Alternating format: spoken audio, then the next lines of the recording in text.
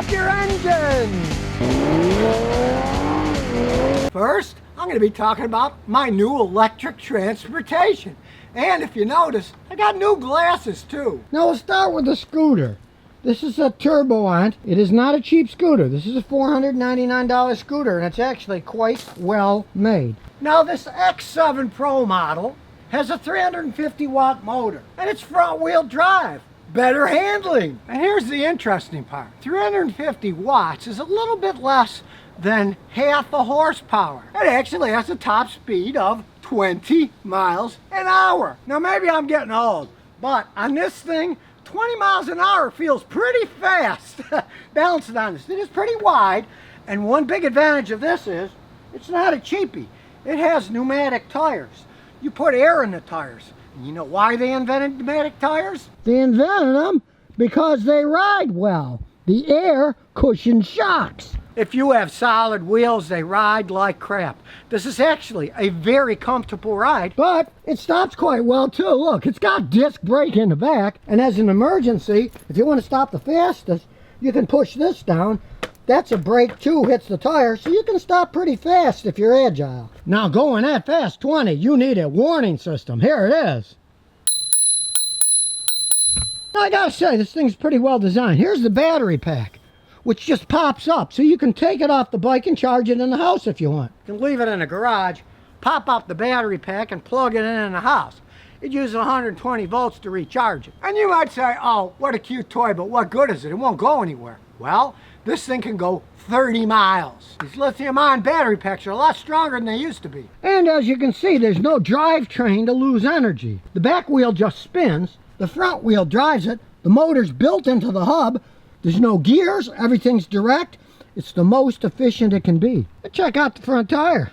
These aren't just bald rubber ones that are going to slip in the rain. These things have a nice tread design.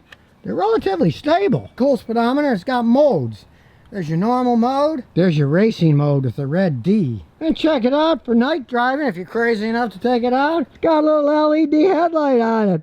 Pretty cool. And perhaps best of all, it's a very compact design. When you flip the locking mechanism down, the whole assembly then folds down, locks in place. It locks on the rear fender then. Look, you got a handy little carrier. You can put it wherever you want. So as you can see, it takes up very little space. And then when you want to use it, all you gotta do is push down on the fender. That unlocks it. Then you pick it back up and you got it in riding position right there. When this came on a UPS truck, my wife said, oh man, what is this nonsense? What are you doing with that? It's a lot of fun. I can see it's gonna last for years. It's pretty solid built. Can go a long distance on it. Now the next thing I'm talking about is these new sunglasses. It's a company called Jins. My regular work glasses, they were custom made. It cost me over $800. Now they are trifocals and I'm blind as a bat. And these are bifocal subscription lenses. $800 something for my work pair. I got 3 subscription pairs from them for 150 bucks less than I paid for my one other one. Everyone can vote on this one. What do you like? Now they're solid built, and what I'll be using these for is going to the ocean, going to the beach. It's all plastic. I don't have to worry about anything rusting. Now if you haven't guessed, Scotty doesn't like being ripped off.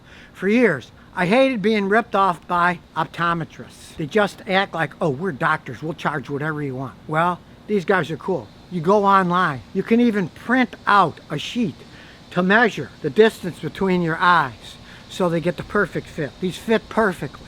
And I bought them online. And in my case, they're prescription, so I just sent them the prescription and they made them. And I can see perfectly fine now. Can't see a thing with them off, but I can see quite well with them on. And of course, for normal people, unlike me who have good eyesight, they sell regular sunglasses too, UV sunglasses. I didn't have to wait forever. Let me tell you, when I got my regular glasses, the $800 plus ones, it took almost 2 months for me to get them. Between the opticians and the optometrist, it took 2 months. It took 1 week. And that was only because they had to make the lenses. If I was just buying them off the shelf and I could see like normal people, they probably would have been in my house in 2 days. And don't you think they go well with my new electric scooter?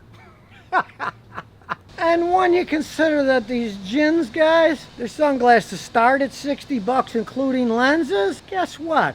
old Scotty isn't going to be visiting the optician anytime soon. Now, if you've got a German car, here's a scan tool you might like. TKS69 from ThinkScan. Reads codes, erases codes, check engine lights, evap system, IM readiness, onboard monitor, freeze frame, ABS system, airbag system, audio system, oil service reset, transmission, headlight activation. Now, you do have to buy it for your own model car, but for 85 bucks, man, that does a lot of stuff. It's a specialty tool for specialty cars. You know, you go to the dealer, if they have to reset something, it's going to cost you a fortune.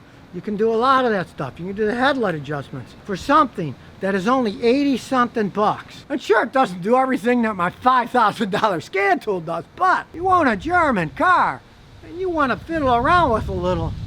Hey, for 85 bucks, let's say you're crazy enough to buy a used BMW or Mercedes. Bring that with you. Plug it in. It's going to save you from buying a lemon. It's got all kinds of information that it can pick up on, and you could say, okay, I'm not going to buy that car. It's too much. For the 80-something dollars, it's certainly worth it. And as you can see here, yeah, it's made in China, but it's designed in California. It's kind of like the Blue Driver, which is designed in Canada, even though it's made in China. They come up with some pretty good ideas. They can make them cheaper in China. Who cares where the thing is made? And since this is Mechanic Monday, I'm going to be giving away one of these Jins sunglasses. It's not going to be my pair, because if it was, they'd be of no use to you other than to blocking the sun, because they're so thick you wouldn't be able to see anything unless you had horrible eyes like me. And to have a chance to win, place a clean, non-offensive comment on the YouTube comments below, and a winner will be chosen randomly by computer to get a cool set of new sunglasses all the way from California.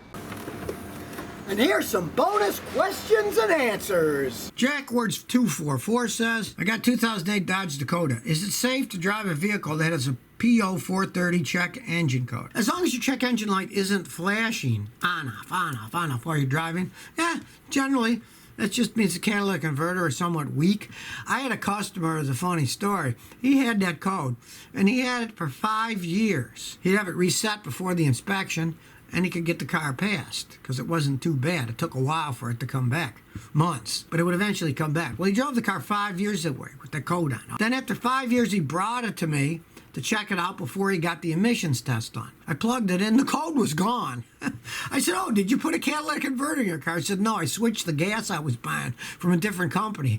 And I guess just the difference in how that gasoline burnt versus the other one he was using, it burned better, and then the catalytic converter wasn't inefficient anymore, and the code went off. So generally, it's not really going to hurt anything. If it's not flashing and it runs perfectly fine, that guy drove it 5 years, and then it went out by itself when he switched gas brands. Well, if you like that movie Ford versus Ferrari, now you have a chance to own one of those Ford GT40s. They're actually selling one of the prototypes that they tested out to get it down pat. It's a 1964 GT40. It's called GT/105. It's the last of 5 prototypes that they tested out before they raced them. This particular one was the first GT40 to be fitted with the 289 cubic inch Ford V8 and the ZF gearbox. Yes, it used a German gearbox. Don't think it was all Ford, you know? It actually served as a test car for the 1965 24-hour of Le Mans. They raced the thing around, and they say that it had the most test mileage of any of them that they had. Now, the other ones are in the Shelby Museum, so this is the only one that's for sale, and it's going to be auctioned off, so don't be surprised that it's going to go for many millions of dollars, because it's a unique vehicle. And if you've got a few million lying around, why not get into the bidding? I gotta admit, they are cool looking vehicles, even today. You consider, this was back in '64, that thing would fit in with any modern car, the way that it looks. They really had the design of that thing down, and obviously the performance, because, you know, they ended up winning Le Mans, so they were really well-built cars. There's no arguing that. So if you got a few million lying around, what the heck, why not get into the bidding? So if you never want to miss another one of my new car repair videos, remember to ring that bell.